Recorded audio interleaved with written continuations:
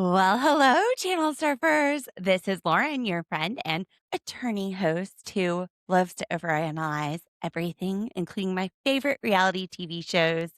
And you'll see that today D is missing. Yes, D, the reluctant Monday sidekick, is extra reluctant today for a good reason. D is sick. I'm tired. And frankly, I think I speak for all of us when I say we are sick and tired of Kody Brown's BS apology tour. Y'all, this is Sister Wives, Season 20, Episode 14. You are toxic to me. Let's watch. Remote reality, yeah, that's the key. Unlocking stories wild and free. With the hosts, side by side. Channel surfers, let's ride. Welcome back, channel surfers. 2025 is almost over. Like this week, it's going to be 2026. I am so excited. New year, new me, so they say, because I'm all tired and worn out. If you can tell from my busted butt sitting in bed podcasting, I need a new me. Can I just get a younger model? Maybe one that has more energy because I'm tired, y'all. I am tired. As you know, my 4-year-old son was diagnosed with type 1 diabetes a few weeks ago. I have it myself, so now I have 2 continuous glucose monitors beeping at me at all hours of the night. Sleep is something I miss. Yeah, this kind of reminds me of the newborn days. Like, wake up, give the kid juice, go to bed, wake up, give me juice, go back to bed. I think as tired as we all are of Kody, even Robin, I think Robin's a little exhausted from it. She's looking tired too, isn't she? If you're new here and channel surfing for the first time, make sure you hit like and subscribe. Remote Reality, we've been on YouTube since I think about June. We started our podcast back in April with Polly Family. Woo! That was a crazy one. Maybe even a little crazier than Sister Wives. But honestly, the characters were more likable than Kody and Robin. Anyway, I'm sorry you're just getting me today because D, my reluctant sidekick and paralegal, is sick and she deserves some sleep because I sure as heck ain't getting any. So how's everybody's holiday? Is everybody surviving the post-holiday excitement? We're going to get through it, guys. We're going to get through it. And the producers are giving me the energy I need to make it. Episode 14 starts in Cedar City, Utah, with Shirley Temple getting out of her white convertible. Okay, it's Kody. It's Kody. Yes, his curls are amazing. I have to give him that. Am I jealous? Yes, because my curls do not look like that. He's got to be using a curling iron, right? Like those, is that really what curly girl method does? Are those natural? Those are big ringlets and they don't look brushed out, much like Robin's. Does anybody else suspect that maybe Robin is doing Kody's hair? New theory. I'm going to go with yes. I just want big curls like that, but I would brush them out. That's all I'm saying. And I'd also like a white convertible. But anyway, Kody's getting out of the park and he's in a strange mood today because he's not in a strange mood like literally every other day. Strange is the perfect adjective for this man. But okay, we'll give him strange mood today. Kody says that he and Meri have only really been speaking through lawyers, which is probably advisable once we hear what their phone conversation sounded like when he called Meri and told her that her friends need to shut the F up, which is pretty 100% how he said it. He didn't say shut their mouths. And apparently Meri took that very personally. Yeah, your ex-husband calling you, telling you you need to get control of your friends. It's not personal, just business. No, Kody, that is personal, A. And B, talk for yourself. Like, if you have a problem with her friend saying something, then approach them about it. Have the conversation with them. Why do you think that Meri is going to be your mouthpiece? Her name's not Robin. Kody says that one of the things Meri never worked out in their relationship together was that their conversations escalated. Just within a matter of seconds, they would turn. And we see that in this episode, but it's because she challenges him. We have seen the apologies now from Janelle with Christine. They just let him say what he has to say and tell him to get walking out the door. Robin doesn't challenge him. She like reinforces his delusions. But Meri calls him on his BS. That is the difference. She's spicy.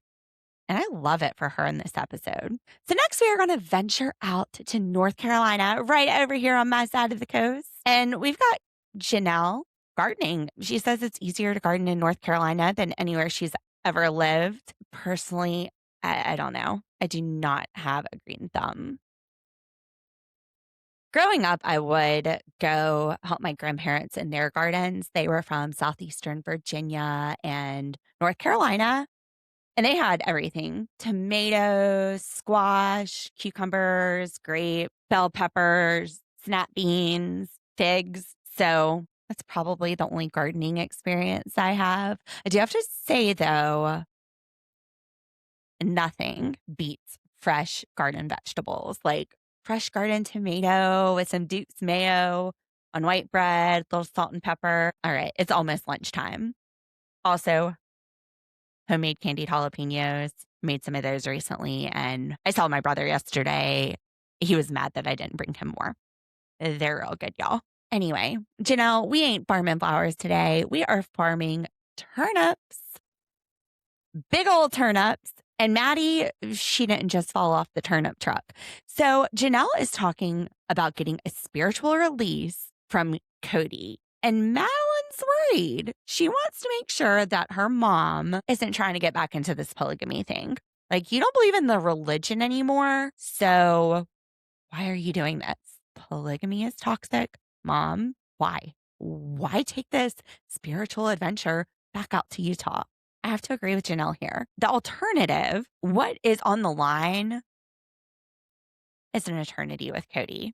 I would take every precaution. Like, let's just make sure we are safe from it. Now, she can't imagine that God would want her to spend an eternity with Kody. She said that if she gets to the other side and that's what's happening, then she'll deal with it then. Honestly, she'll probably get there and be like, is this hell? Is this pure hell? Eternity with Kody and Robin. What did I do wrong in life?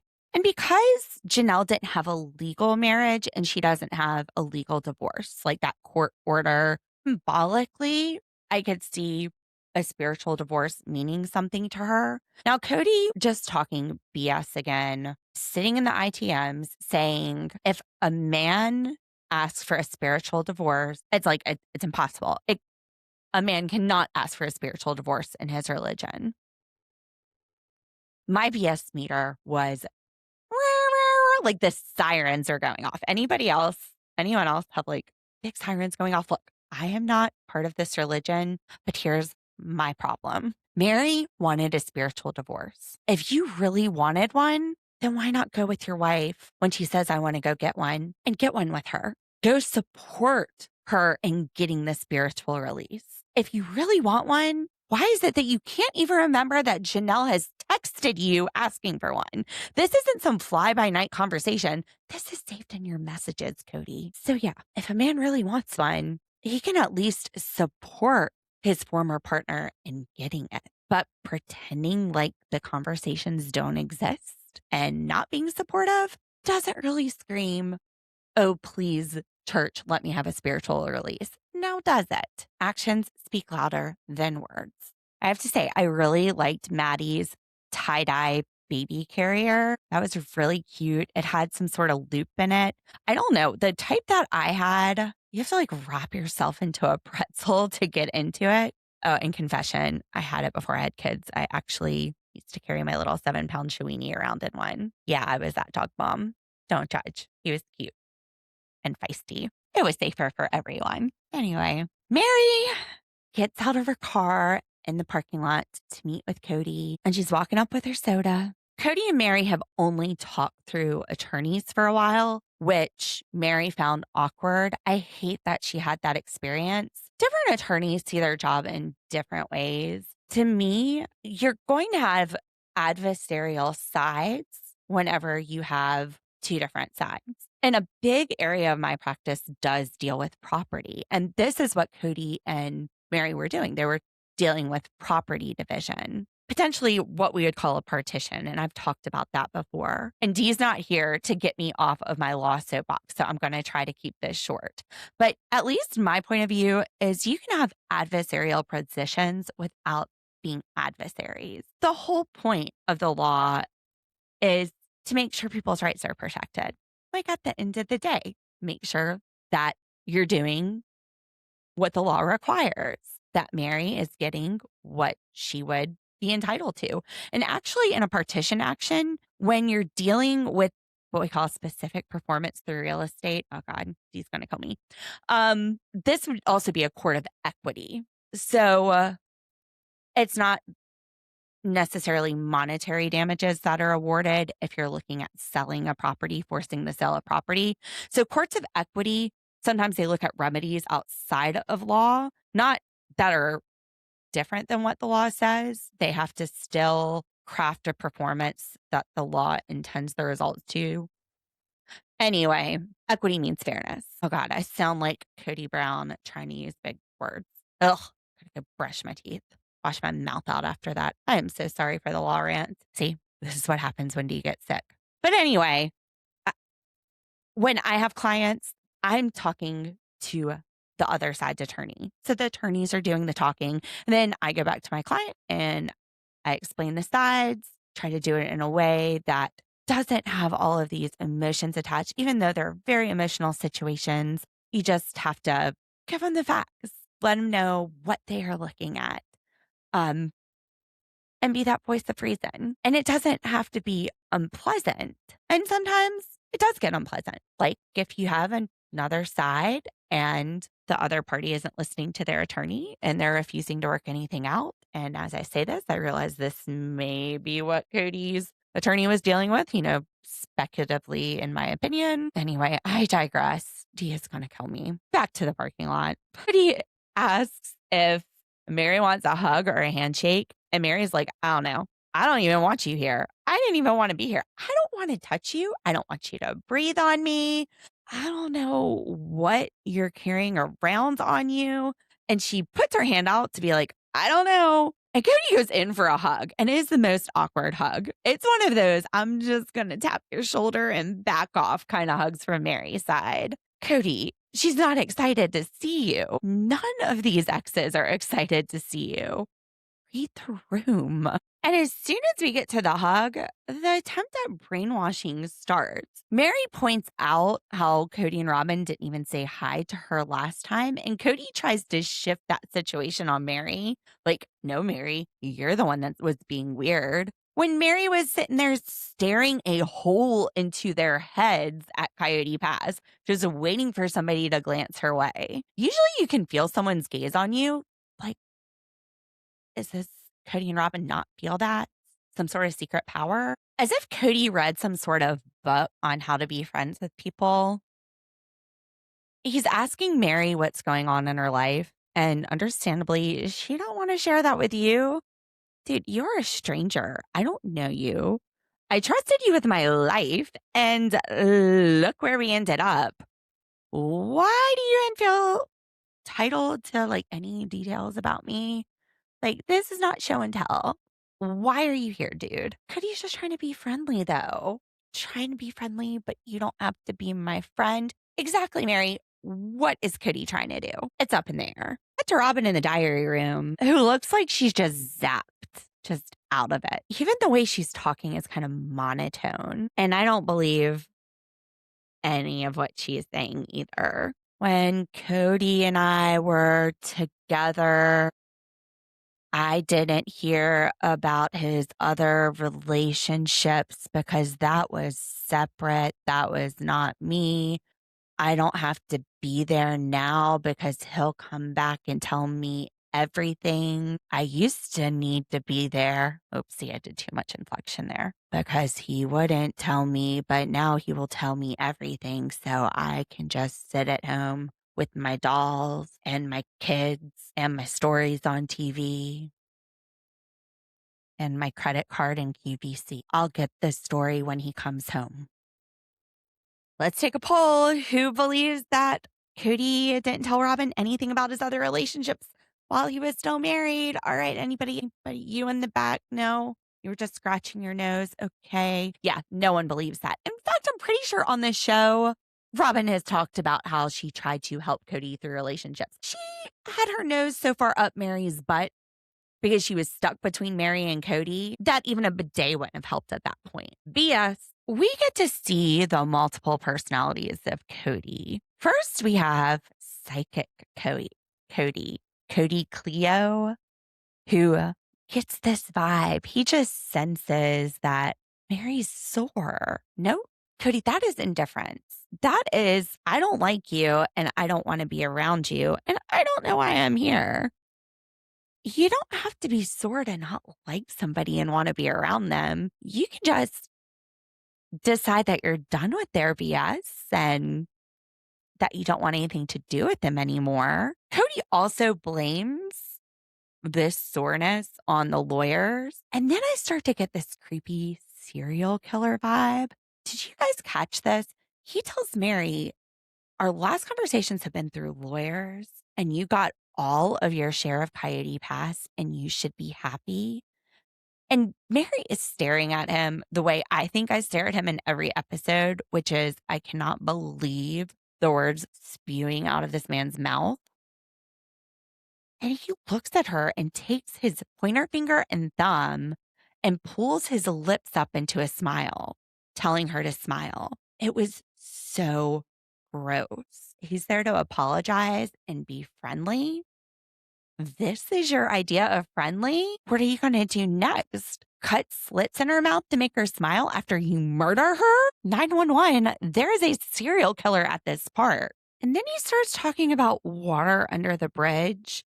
It's like, oh my gosh, she has a plan to dump the body. Let's just slowly back out of the situation, get back in your car, Meri, and drive directly to a police station. Or maybe I'm misreading it because he just wants to stand and apologize.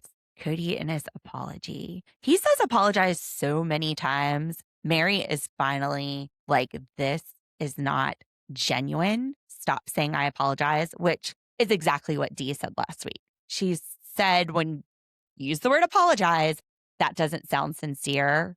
And I kind of teased about it. But yeah, out of Kody's mouth, absolutely not. It sounds robotic. It sounds practiced. It sounds like Robin made him write 100 times, I apologize, so he didn't forget to keep saying it. His point of view on this is if I keep saying I apologize, then how can Meri be mad at me? Like, how can you be mad at somebody that apologizes? I don't know. I killed your cat. I'm sorry. I'm sorry. I'm sorry. Like, he feels entitled to forgiveness. He feels entitled to these women not having negative thoughts about him after the way he's treated them. He feels entitled to a lot. Kody just wants Meri to have a good life and to move on. And Mary's like, dude, I have moved on and I told you, like, on the way in here, my life is great. You being anywhere in the picture of my life isn't needed for it to be great. It actually helps when you're not around, but okay. And then Kody comes out with the real reason for this apology. Meri, it doesn't seem like you've gotten over me when your friends are talking smack about me. There it is. He wants Meri to get her friends to shut up. He wants people to stop bad talking him. This apology is for Kody. We have said it time and time again. Meri eventually calls it out and says it right to his face. And Meri is not rolling over on this. She's like, my friends care about me. And when somebody treats me bad, they're going to make fun of that person. They're going to draw tiny little eggplants on balding curly men. They're going to make fun of you in the diary recordings with production. If you don't want people talking bad about you, Kody, then don't act like a pig. But what's done is done. And you can't silence them. Isn't it so annoying when somebody acts out so poorly and then they expect nobody to find out about it, as if they can just treat others in whatever way they want to treat others? And it's up to the people they're hurting to keep it some big secret. Not how it works, Kody. Besides, these friends have been around Kody for years and he denies it. He is delusional and they might not even know Kody, but they know he hasn't been around their friend Meri. They know what they see of him on the show, which, yes, can be very highly edited. They know what other members of the family have said to them, like, we haven't seen him in a few years. The kids haven't seen him. Just because they don't talk to you doesn't mean they aren't entitled to an opinion about you.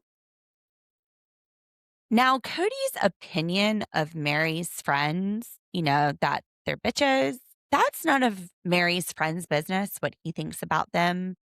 And it's none of Meri's business, what he thinks about them. This is what Kody tells Meri. So if it's none of their business, then keep their names out of your mouth, Kody. Because when you say things about them or say things about me, all of a sudden you're up in our business. And also, Kody, vice versa. What they think about you is none of your business. If what you think about them is none of theirs, then what they think about you is none of yours. And you don't need to be telling them not to talk about you or Meri because it would be none of your business.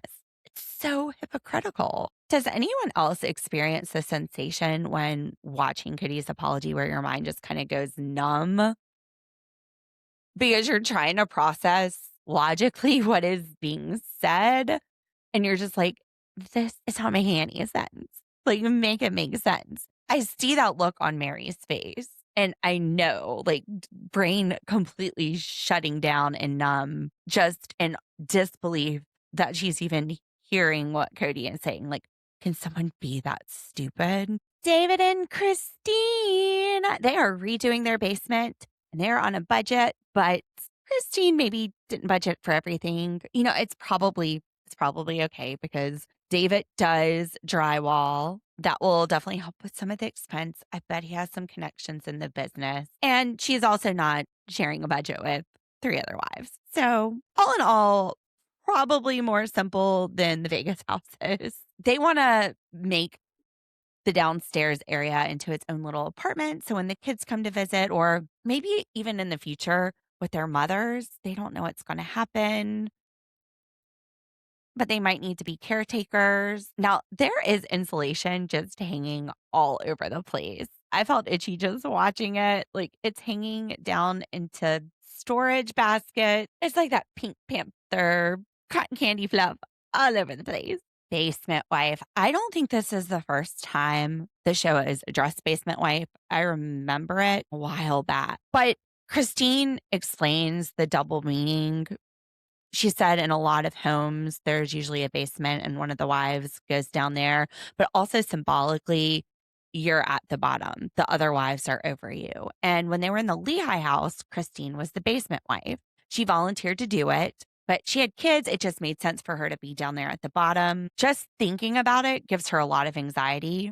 Now, David's saying, I think it'd be kind of cool to be a basement wife. Yeah. And he jokes about having wives on the higher levels. And Christine's like, don't even joke.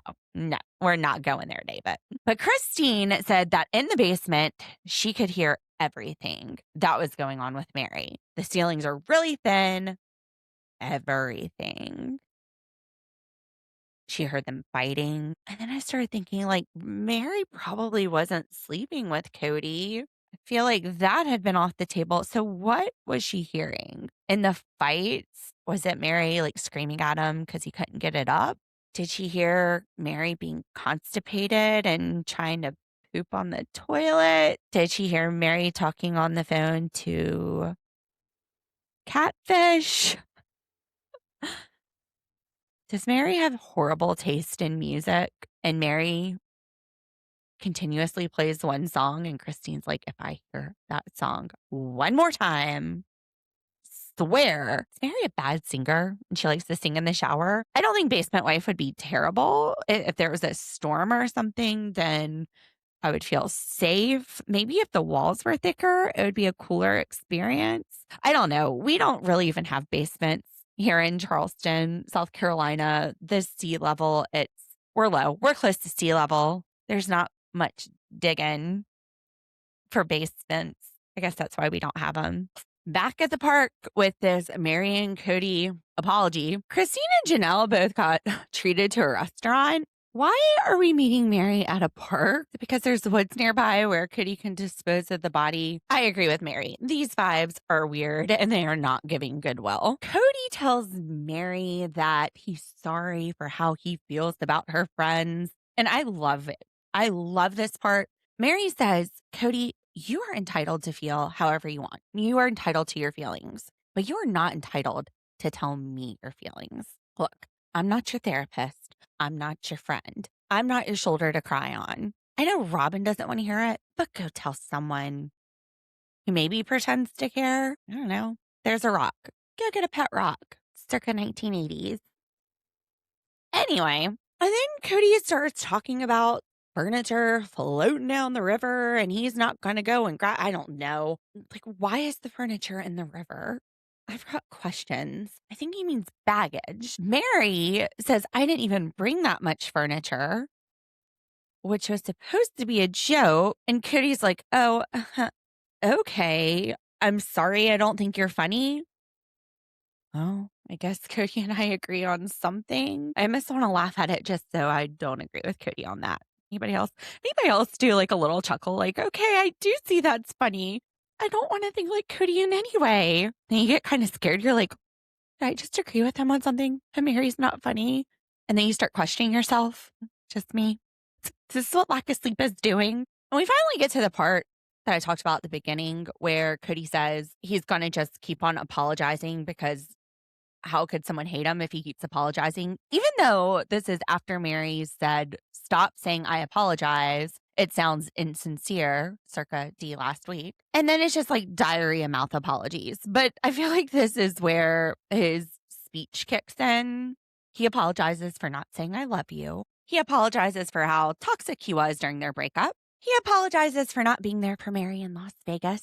He apologizes that during Meri's dark time, he wasn't there, which Meri quickly points out my dark time is because you weren't there. I've been in a dark time in the first place if you had been there. And seemingly that throws Kody off his guard. He's like, oh, no, I don't look like the good guy anymore. That was such a crazy, I mean, look, I'm not trying to get back with you, Meri, which, whew, good. Meri's not taking you back either, Kody. She is making it clear we are never getting back together. Apparently, you have transformed her into a Taylor Swift fan. I believe that is a Taylor Swift song. Don't come at me. I think I know one Taylor Swift song.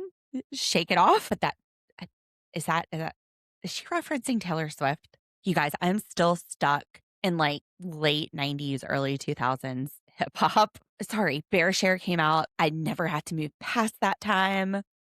I blame technology and really, really good music, but I think that's Taylor Swift. And she says it like 5 million times. Let me look it up. Okay. I did my Google search. Taylor Swift from the album Red came out in August 2012. I know that Taylor Swift fans really, really love her. So I wanted to look that up and make sure I was right. Yeah, one of my friends is like, she like went to Amsterdam to see Taylor Swift's concert with her husband, which, I mean, I love Lil Wayne, but I don't think there's any artist that I love enough that I would like travel overseas just to see them. Probably a me problem. But Meri's like, oh, hell no, Kody, what are you talking? Why are you saying this stuff? And Kody explains he doesn't want his nostalgia to be mistaken for wanting to be back with her. Here's like, that's totally clear. It is completely clear. Your nostalgia is trying to make you seem like a good guy, trying to make it so we stop talking about you. It's really just all for you. None of the nostalgia is for me. I, again, don't know why I'm here. Don't want to be here. But yeah, don't worry. It doesn't even matter what your point is. You're not coming back. That door is locked. That thing is bolted shut. They welded it shut at this point. He's not getting back in that door. And I'll tell you the biggest reason why. Meri's got a Jen bodyguard. Jen is fierce. She's not letting Kody through. I bet she knows how to send furniture down the river. Wink, wink. Meri wants to have a conversation. She doesn't want to sit there and just have Kody apologize to her. Let's talk about this. And Kody, as he has throughout this whole apology, cuts her off and says they don't need to argue. But if you want to have a conversation, we can. And then Mary's like, well, you just told me we can't, pointing out his hypocrisy. And then we find Meri getting to the point that I think Janelle and Christine and even Robin are at, which is where she's just going to keep her mouth shut. Look, there is no talking any sense into somebody that is illogical. No talking sense into this man. No need to even waste her breath. She doesn't need the closure. She realizes she doesn't need any of this. Maybe this is what he needs. But now she's at the point where she's just like, just let him talk. And earlier in the conversation, Kody says, oh, it's so weird that Meri says I cut her off because the other wives say Meri can't be shut up. That's because in comparison to them, they just got tired of dealing with his mess and stopped arguing with him. Where Mary's just like holding on to the bitter end, arguing with him. But in this moment, we see her finally release. She's just like, no, just get out of here. Get out of the park. Say your piece and leave. David and Christine back in the basement, hanging out in the open insulation. And Christine is explaining that in some marriages, one wife seems to be more important than the other wives. Christine says that they're all to blame for this, but David calls out Kody. He goes, nah, that is the man's fault. The man needs to get in there and make sure that everybody's treated fairly, that you don't have one wife above the others. Let's tell it like it is. When Christine married Kody, Kody was placing Meri on a pedestal. He let her know, look, Meri does a lot of things right. And if you want to basically be the ideal wife like Meri, then you need to start doing those things. And she says these are things like cleaning, stuff like that. That's not where my mind was. I was like, I didn't think you guys got word. I didn't think you talked about that kind of stuff. Anybody else's mind go there? Admit it. Who was thinking that Kody was talking about what Meri can do with her mouth? Just me. Christine thinks that Meri got a lot more opportunities because she was the legal wife. So, especially, I guess, when they were in hiding, she would get to go to events with Kody. And Kody wasn't meaning to put Meri on a pedestal, but it's just kind of how it worked out. Janelle said that it rotated. Like, she had been the basement wife before. So everybody had their turn, which is similar to what Meri says, that when it was her, Nell, and Christine, but he would shift his affection to each one. And then I guess when it was Robin, she was like a leech and just sucked up all the attention. Became this big, fat, bloody leech. I don't know. Ideally, wouldn't there be affection where everybody feels it? It's not just shifting it from one to the other. I think about My Five Wives and Brady, and at least the way the show portrays it, it looks like they all feel love. But I guess every relationship looks different, polygamy or not. And this is just how the Browns relationship looked. When you're shifting the attention, though, it creates that competition where you've got one wife in the lead. So also, as far as Christine saying it's not intentional, I think there's different kinds of intent. There's like, I specifically intend this result. But then there's also, I should know that these actions aren't going to end up in a good result, but I don't care that they will. To me, that's a different kind of intent. And should Kody have known that taking Meri places and not trying to put all of his wives on an equal playing field would lead to Meri feeling like she was the top wife? And if he cared to listen to what Janelle and Christine said, wouldn't he have some inclination? It's an interesting thing to think about. There are also things like Meri being the first wife and getting this huge wedding. And Christine and David both agree that in polygamous marriages, second, third, even fourth weddings, they're like funerals. But Robin's wasn't. Robin's was a huge event, which again is putting her up on a pedestal.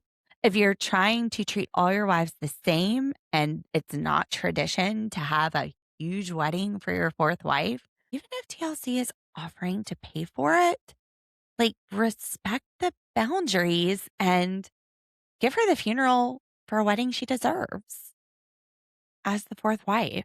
Christine says that a lot of people in fundamentalists, Mormon polygamy, they're related to her, and talks about how she and Kody are actually related. They're third cousins. David's response is, ooh, which, yeah, David, I know. I'm trying to hold my lunch back too. Mainly being related to Kody, and then also mainly marrying Kody. Even if those two things were exclusive of each other, I mean, two reasons to need a barf bag, right? They are third cousins once removed. Janelle says in the ITMs, look, it's not like they're running into each other at a family reunion, which really, like, a family reunion, what is that like? How many generations do you go back when every family has like 20, 30 people for like the nuclear family? I'd imagine it'd be pretty hard to find venues.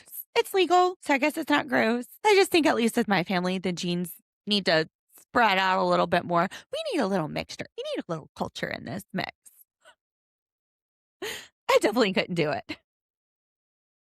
We need to break up this gene pool. David blames the man in this situation. Kody has to be devoid of any accountability. It's not his problem. Look, these broads are pecking it out at home while me and Janelle are at work trying to work out the mortgage payments. Although Janelle's also one of those broads where the pecking order has been established. While she's not at home either because she is also paying the bills. And apparently his solution is, you guys work it out and go to church and be charitable. Oh yeah, and Janelle, you go to work. I'm sorry, if Janelle isn't there, then how is it her fault? I agree with David. What do you think, Channel Surfers? Team Kody? It's not his fault. Those chicks at the house need to peck it out. Or Team David. Kody needs to treat them all so that they don't feel like one of them is higher than the others. Reliving the whole basement wife terminology, it's trauma for Christine. She doesn't want to have to relive it again. And it's so sweet. David looks at her. He's just like staring in her eyes. And he says, you're not going to have to be a basement wife again. And Christine says, I'm the whole housewife, baby, and you're my whole man. They are so cute. Just the way that he's supporting her and validating her. Like, you're not the bottom of my list. There aren't other wives, but even in life, he's putting her at the top. It's very sweet. I really love David and Christine. I'm glad that she's getting her fairy tale. Back at the park for this Kody apology, where we're all just rooting on a murder to take place so it can be over. Meri is telling Kody, you don't have to say everything you think out loud. If you think it is none of my business what you think about me and my friends, then don't sit there and tell me you and your friends are bitches, but that's none of your business.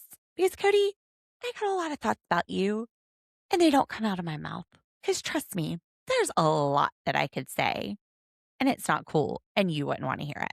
Kody just keeps on shutting down that conversation because he doesn't want to hear it. He does not want to hear any criticism. Anytime Meri wants to have a conversation or wants to tell Kody what he did wrong, he shuts her down. That's not what this is about. This is about him apologizing to make him look like this great guy and to get them to shut up about him. It has nothing to do with accountability. Meri is still looking at Kody like he has two heads. And Kody is finally realizing this is an impossible task. For me to turn my story around by talking to my ex-wives who really don't need me, who are over me, who have nothing to do with me and want nothing to do with me, it's not going to come off the way I wanted this manipulation to come off. Oh crap, I wish Robin was here to speak for me and fix it. But yeah, apology tour, failure. Cut to Janelle. She has clicked her ruby red slippers together 3 times and has found herself back in Utah, back among the AUB, ready to ask for the release from Kody. And she is nervous. She's not sure what's going to happen. She's just going to go in there and say, we haven't lived together. He doesn't want anything to do with my kids. Please don't make me spend eternity with him. She's not sure how it's going to work out. But girl, I got my fingers, my toes, my bra straps. It's all crossed. Please, please give Janelle that release. Maybe if she gets that one, she can go find some other release in Utah. before she heads home. Janelle also wonders if what she has dealt with Kody rises to the standard of a release versus what Meri put up with. Because Janelle has only been separated from Kody for like 3 or 4 years. Okay, only like 3 or 4 years. Like, how you have to put up with a decade of this trash for them to release you? In my opinion, what they've all put up with is enough. But again, that is not coming from the standpoint of somebody in that religion. This is just my opinion looking from the outside. We'll see if the power that be agrees. And now we're back at the park with Meri and Kody, and Meri is ready to hit that nuclear button, which, in Kody's world is the word kids. She thanks Kody for giving her the family that she still considers family. She still loves him. And Cody's like, yeah, look at me. See, I'm the good guy. Get me a high five, Meri. And she's like, okay, get me hand sanitizer. We'll do a little high five there. And then comes the bombshell. I just hope you can get past this, Kody, because you have a bunch of kids. Whoop. What does Kody do? And he's afraid he's going to look like the bad guy. Yeah, maybe Kody realizes at first that, okay, I've been a little bit of an ass. So he puts his hand on Meri's hand. Let's not talk about the kids. You can't shut Meri up, though. So then he tries to use big words to confuse her. That's verboten. Meri's like, I don't know what that means. You know what? I don't know what it meant either. I looked it up. Kody explains it to her in a very condescending way, like verboten. It means it's not allowed. It's actually stronger than that. Verboten means that it's not allowed by an authority. So, speeding is not allowed by the government. There is authorities, but he is the authority that is not allowing this speech. That says it all, doesn't it? That he is putting his foot down and he is the authority. Also, word I do know, Kody, you are verbose. You use too many damn words. Keep it simple, stupid. Now, this is the second week in a row that the apologies have taken a turn to the exes pleading that Kody fix his relationship with his children, which, if we think about that, what's the real risk? The real risk is that is one of the things that Robyn finds most attractive about Kody, is that he's a good father. So they are unintentionally, or maybe intentionally, threatening his relationship with Robyn. They're pointing out that he is not the sexy man that cares about his family, at least in her eyes. They're also showing Robyn, you're pretty easy to get over, Kody. We don't even need you to help us. Go do something better with your time. So Kody cuts his relationships, or this conversation about his kids and their relationship, short. He's just like, look, I'm working on it. All right. Meri rolls her eyes. I don't think she's believing it. And then Cody's like, how can I keep Meri from saying anything else? Meri, you're right. This apology is not about you. It's about me and God. Yeah, Meri, you don't understand. The Almighty requires me to be here to waste your time with this apology. God wants you to be miserable and in my presence. Don't you get that, Meri? This is what God wants. And Meri's like, yeah, okay, great. For God too. And once he pulls the God card, Meri, what else can she say? He says, thank you for a fascinating experience. And she's like, yeah, I agree. It was fascinating. That was a wild ride. And Meri says something pretty insightful, that she realized she doesn't have to understand Kody. She doesn't understand him. She doesn't have to. She just has to understand herself, which I don't understand Kody. And maybe we should just accept him for the fascinating person he is. The person who ends this apology with, I gotta take a leak. So I'm gonna get up and run because I'm about to pee my pants. Honestly, I think he's about to pee his pants because Meri has scared the crap out of him. And she's like, be careful. I know how old you are. Not sure if you wore your Depends today. But yeah, any excuse to run the heck away from Meri. We survived this episode without a homicide. Thankfully, nobody is floating down the river. That is it. That was season 20, episode 14 of Sister Wives. You're toxic to me. Thank you, channel surfers, for listening. I'm not sure if Dee will be back tomorrow or not. I'm hoping, because I know 90 Day is her favorite day of the week. but I will definitely be back regardless. I hope everybody is recovering from the holidays, and we'll see you tomorrow. Last episode before we head into the new year. We love you guys. Bye. Let's ride.